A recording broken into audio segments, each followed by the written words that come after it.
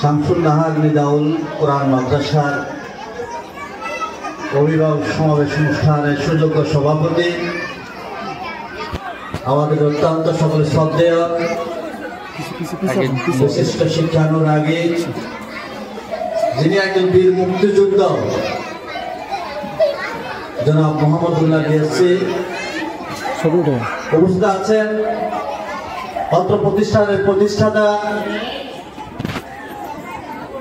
আসলে আপনাদের এই ওয়ার্ডের সাথে অথবা আপনাদের এই ক্লাবঘর, এই দারোয়ান সাহেব বাড়ির সাথে আমাদের প্রথম সম্পর্ক শুরু হয়, যিনার মাধ্যমে সম্ভবত 1988 সালের শেষের দিক থেকে আমরা আপনাদের তখন আমরা অনেক ছোট ছিলাম, আপনাদের এই ক্লাবঘর, আপনাদের দারোয়ান বাড়ি, এটা আমাদের এই বাড়ির সাথে আমরা পরিচিত হই।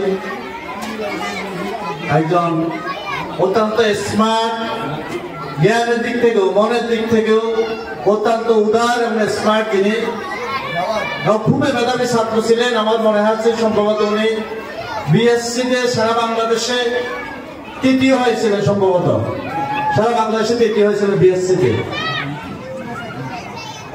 আমার দেশের সবচেয়ে শিক্ষক।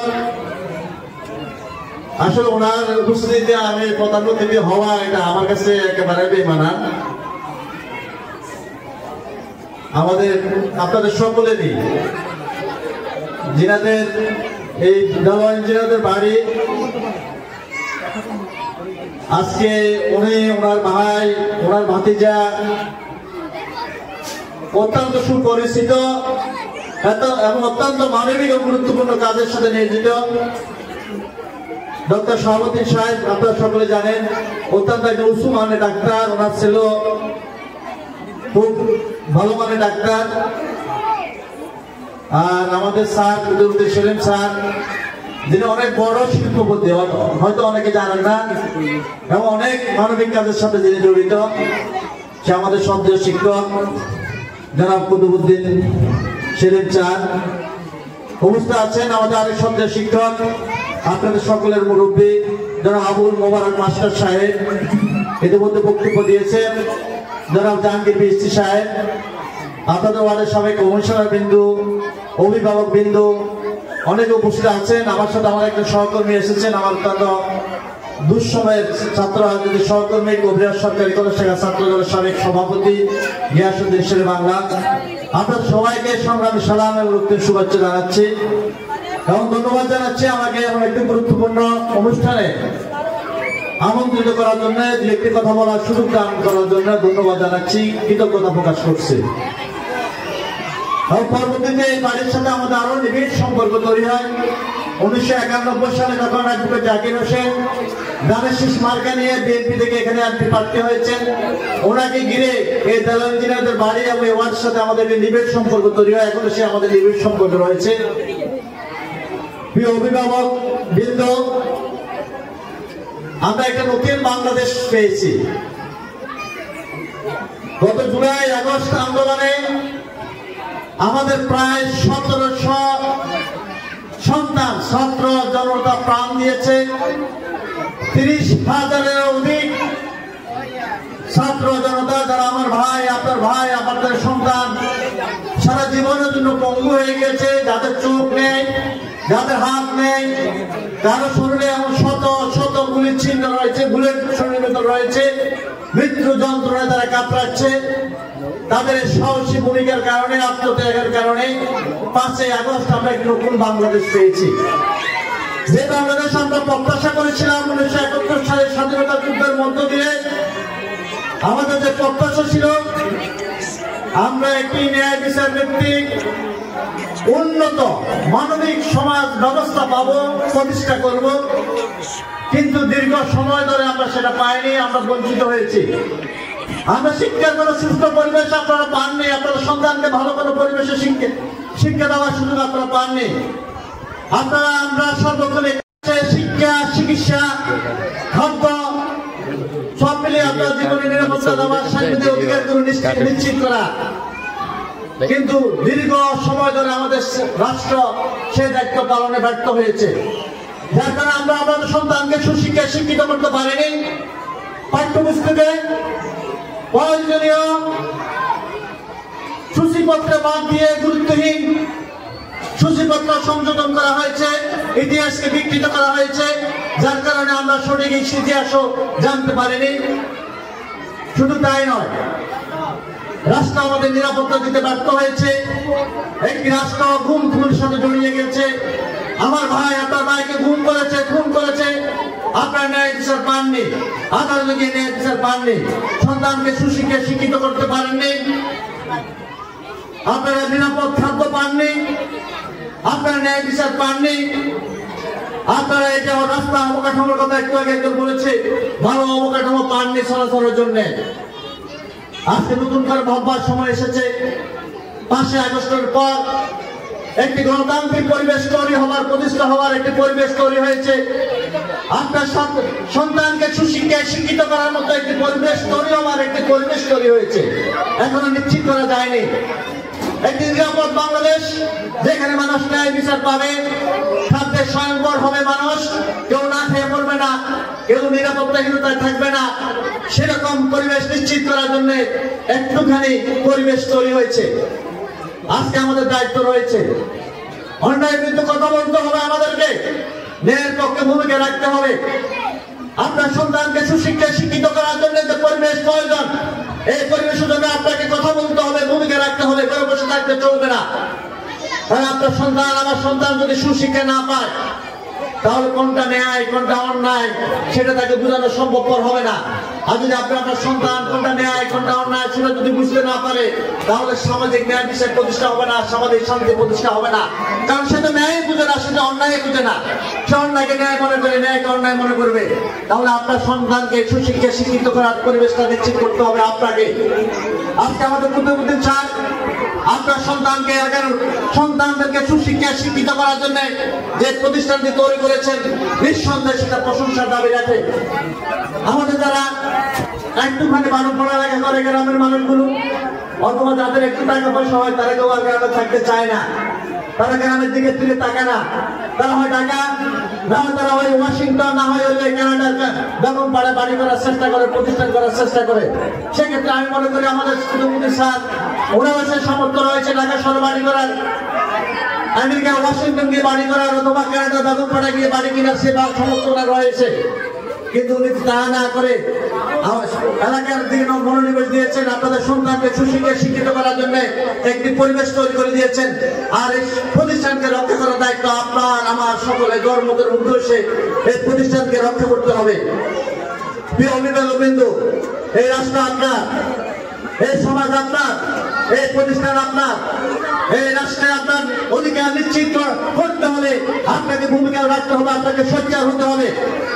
দীর্ঘ সময় ধরে যারা আপনার অধিকার হরণ করেছে, যারা আপনাদেরকে ভোটের অধিকার থেকে বঞ্চিত করেছে, যারা আপনার সন্তানকে সুশিক্ষার পরিবেশ থেকে বঞ্চিত করেছে, যারা আপনার সন্তানকে, আমার ভাইকে যারা ওই গাঁজাখোর বানিয়েছে, যারা গাঁজাখোর বানিয়েছে, নেশা করতে বাধ্য করেছে, সামাজিক অপকর্মে যারা জড়িয়ে দিয়েছে, তাদের বিরুদ্ধে আপনাদেরকে কথা বলতে হবে, তাদেরকে বিচার আওতায় আনার জন্য আপনাদের ভূমিকা থাকতে হবে।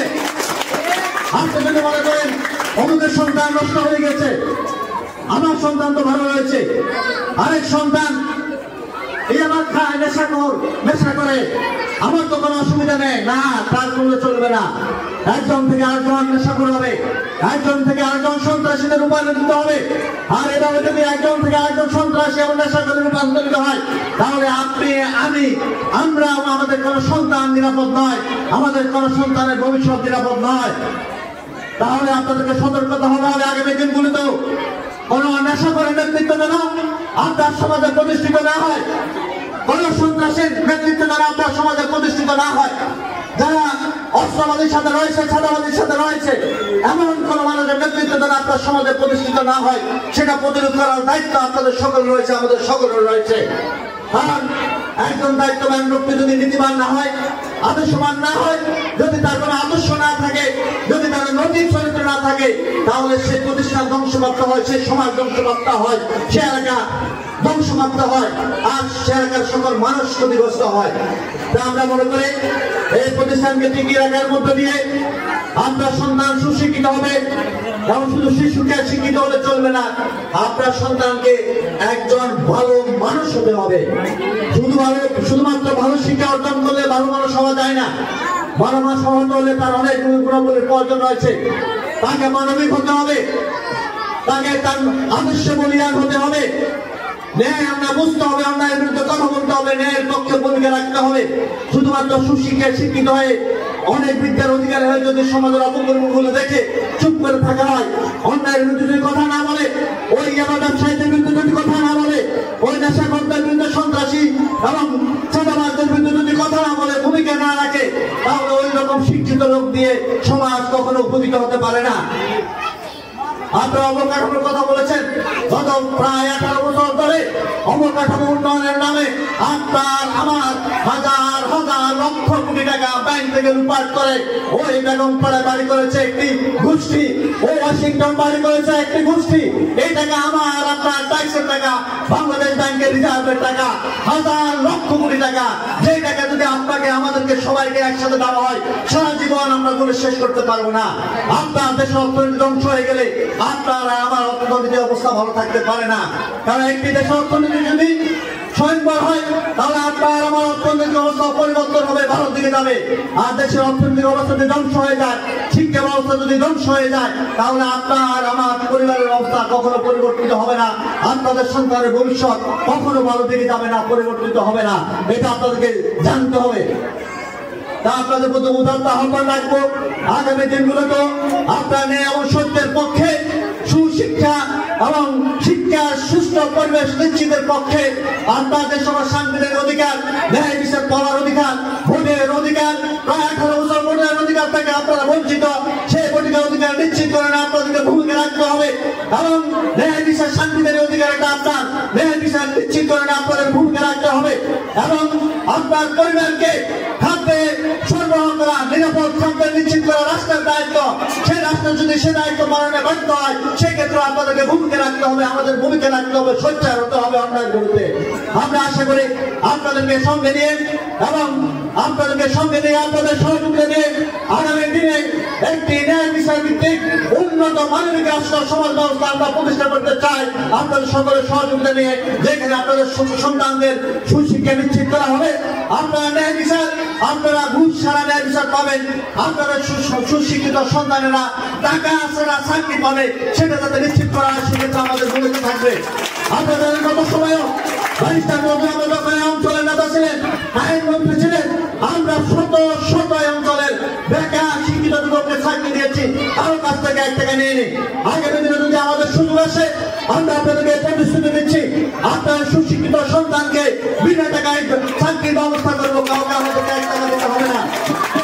আর আমরা একটা বলতে চাই, আপনারা যদি কোনো সন্ত্রাস করে, সে যে দল হোক না কেন, কেউ যদি চাঁদাবাজি করে, সে যে দল হোক না কেন, কেউ যদি ইয়াবা ব্যবসা করে, নেশা করে, সে যে দলের হোক না কেন, এবং আমাদেরকে জানাবেন। আমরা এখানে আপনাদের প্রতিশ্রুতি দিচ্ছি, সর্বাত্মক সহযোগিতা করা হবে, তাদেরকে প্রতিরোধে, তাদেরকে আইনের আওতায় আনার জন্য সর্বাত্মক সহযোগিতা করা হবে। আমরা কাউকে সাথ দেবো না।